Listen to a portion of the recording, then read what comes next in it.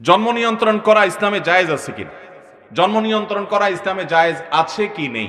এই প্রশ্নের উত্তর হলো জন্ম নিয়ন্ত্রণ এটা যদি হয় যৌক্তিক এবং গ্রহণযোগ্য শরিয়া গ্রাহ্য কোনো কারণে, তাহলে সেটা জায়েজ আছে। কিন্তু সেটা অস্থায়ী পদ্ধতি হলে তখন জায়েজ হবে। স্থায়ীভাবে জন্ম বিরতিকরণ বা জন্ম নিয়ন্ত্রণ করা এটা কোনো অবস্থাতে ইসলামে জায়েজ নাই।